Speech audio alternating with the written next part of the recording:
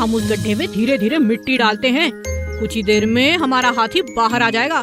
चलो चलो जल्दी करो। बंदर और उसके दोस्त जल्दी से हाथी के पास पहुँचे। तुम घबराओ नहीं हाथी, हम अभी इस गड्ढे में मिट्टी डालते हैं, ये भर जाएगा और तुम बाहर निकल आओगे। मगर कैसे?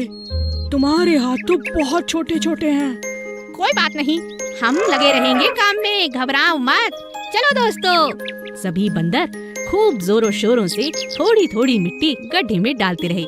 इस पूरे काम में बहुत देर लग गई, मगर उन्होंने हिम्मत नहीं हारी। धीरे धीरे मिट्टी भरती गई और हाथी ऊपर आ गया। तुम सबका बहुत बहुत शुक्रिया, तुम लोगों ने मेरी जान बचा ली। तुम्हारे हाथ भी दर्द कर रहे होंगे। जंगल के बीच में एक तालाब था जहाँ बहुत सी मछलियाँ रहती थी।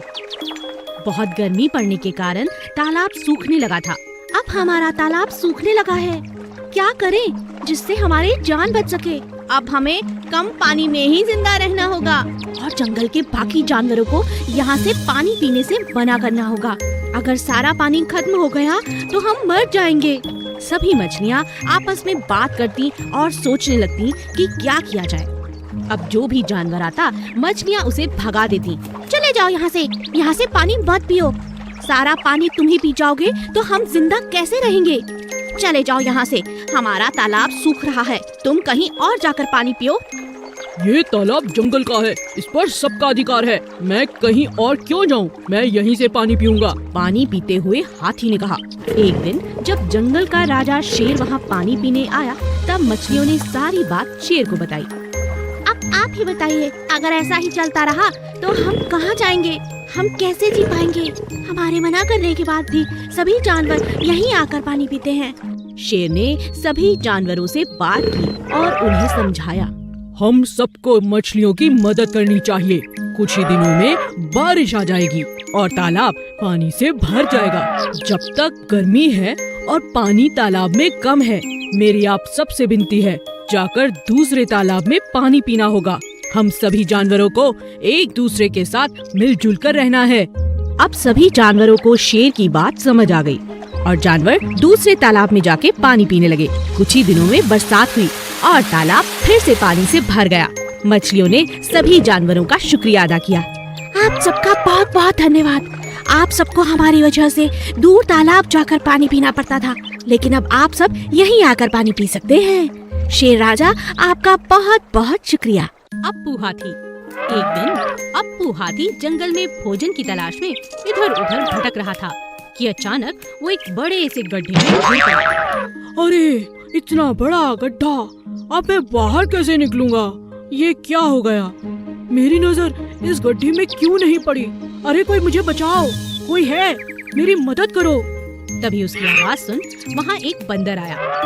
बंदर भाई, मुझे यहाँ से बाहर निकालो, मैं गलती से इस गड्ढे में गिर चुका हूँ, मुझे बचा लो प्लीज। अरे भाई, मैं इतना छोटा सा बंदर तुम्हें बाहर कैसे निकालूं? मगर तुम्हारी जान बचाना तो चाहता हूँ। एक काम करता हूँ, मैं अपने सभी दोस्तों को बुला कर लाता हूँ, तब तक तुम मेरा इंतजार करना। ठीक है, पर जल्दी आना। अरे दोस्तों जल्दी चलो, बेचारा हाथी एक बड़े से गड्ढे में गिर चुका है, मगर हम उसकी कैसे मदद कर सकते हैं? क्यों नहीं कर सकते, चलो। सियार जंगल से गुजर रहा था। उसने दो भेड़ों को जोर जोर से बातें करते हुए सुना। अरे भाई, क्या बात है? शायद इनके बीच झगड़ा होने वाला है, चलो देखता हूँ। सियार एक पेड़ के पीछे छिप गया और भेड़ों को लड़ते हुए देखने लगा। मुझसे पंगा मत लो, मैं बहुत शक्तिशाली हूँ, समझी? मैं तुमसे नहीं डरती, जाओ यहाँ से, यह मेरा इलाका है। तो चलो इसका आज फैसला हो जाए। ठीक है, मैं किसी से नहीं डरती, आ जाओ मैदान में। वाह, यह दोनों तो बहुत तगड़ी हैं। इनका झगड़ा देखने में मजा आएगा। मैं ताकतवर हूँ। नहीं, मैं ताकतवर हूँ। तुम हटो यहाँ से, ये मेरा इलाका है, मैं ताकतवर हूँ। हट जाओ, आज मैं तुम्हें छोड़ूंगी नहीं। दोनों भेड़ों में जबरदस्त झगड़ा। मेरे सच्चे दोस्त हो, तुम्हारा दिल से शुक्रिया। अरे कोई बात नहीं हाथी भाई, आज से तुम हमारे दोस्त हो। हमें अपनी पीठ पर बिठाकर एक चक्कर तो लगा दो। हाँ हाँ, क्यों नहीं, चलो चलो। और इस तरह बंदर और हाथी दोस्त चल पड़े जंगल की सैर पर। वफादार घोड़ा बादल। चंदन के पास बादल नाम का एक खूबसूरत सफेद रंग का घोड़ा था। दोनों एक दूसरे से बहुत प्यार करते थे। चंदन अपने घोड़े पर बहुत मेहनत करता। उसे रोज अच्छे से नहलाता, अच्छा खाना खिलाता और घुमाने भी ले जाता। बादल भी चंदन की हर बात मानता था। एक दिन एक चोर की नजर घोड़े पर पड़ी। अरे, इतना सुंदर और शांत घोड़ा, इतना आज्ञाकारी है, क्यों ना इस पर साफ किया जाए अपना हाथ, क्यों ना इस बार इसे ही चुरा लिया जाए। अगले ही दिन चोर मौका पाकर घोड़े को भगा ले गया। इस घोड़े को ज्यादा दिन अपने पास रखना खतरे से खाली नहीं है, इससे जल्दी ही बेच देता हूँ, कहीं पकड़ा ना जाऊँ, इसका रंग ही बदल देता हूँ। चोर ने घोड़े को काले रंग से रंग दिया और उसे लेकर शहर की तरफ जाने लगा। बादल चंदन को याद कर कर रोता रहता। हे भगवान, मेरी मदद करो, यह चोर तो बहुत चालाक है, मुझे चंदन से दूर कर दिया, मैं उनके बिना नहीं रह सकता। तभी बादल की नजर नदी किनारे बैठे चंदन पे पड़ी। चंदन को देखते ही बादल जोर जोर से हिनहिनाने लगा। चंदन को कुछ समझ नहीं आया। अरे, ये घोड़ा मुझे देखकर इतना शोर क्यों कर रहा है? शायद ये मुझे कुछ कहना चाहता है। तभी अचानक बादल चोर को जोर से धक्का देकर नदी में कूद पड़ता है। अरे अरे, ये घोड़ा, अरे इसे बचाना होगा। चंदन घोड़े को बचाकर बाहर ले आता है, मगर यह क्या? अरे, इस घोड़े का तो रंग निकल रहा है। अरे भागो, कहीं पकड़ा न जाऊं। यह सब देख चोर दुम दबाकर भाग गया। चंदन अपने घोड़े को पहचान जाता है और बादल अपनी समझदारी से अपने मालिक के पास वापस पहुंच जाता है। भेड़े और सियार। एक दिन हे भगवान, मैं सोच रहा था कि दोनों को एक एक करके कई दिनों तक खाऊंगा, लेकिन ये तो मेरे ही पीछे पड़ गई। अरे छोड़ दो मुझे, मार ही डालोगी क्या? अरे मुझे छोड़ो, अरे दोनों भेड़े बहुत ताकतवर थीं। उन्होंने सियार की जमकर धुलाई कर दी, जिससे सियार वहीं ढेर हो गया। उदास राजा शेर। एक दिन राजा शेर का मंत्री भालू जंगल में घोषणा करता है। सुनो सुनो सुनो, राजा शेर बहुत दिनों से उदास हैं। जो कोई भी राजा जी को हंसाएगा उसे बड़ा इनाम दिया जाएगा। आप सभी का स्वागत है, आइए और हमारे राजा को हंसाइए। ये बात जंगल में आग खड़ा होने लगा। दोनों बुरी तरह से घायल हो गईं। उनके शरीर से लगातार खून तक बहने लगा। सियार ने इस बात का फायदा उठाने की सोची। लगता है दोनों लड़ते लड़ते थक चुकी हैं। मैं इन्हें अपना शिकार बना सकता हूँ। दोनों भेड़ों को लड़ता देख सियार लालच में आ चुका था। उन दोनों के बीच पड़कर एक एक कर दोनों को खा जाना चाहता था। सियार ने आओ देखा ना ताओ और भेड़ों पर टूट पड़ा, लेकिन दोनों भेड़ें बहुत ताकतवर थीं। उन्होंने सियार की जमकर धुलाई कर दी। इसी तरह फैल गई। जंगल के सभी जानवर राजा को खुश करने के प्रयास करने लगे। सबसे पहले एक हाथी उन्हें खुश करने की कोशिश करता है।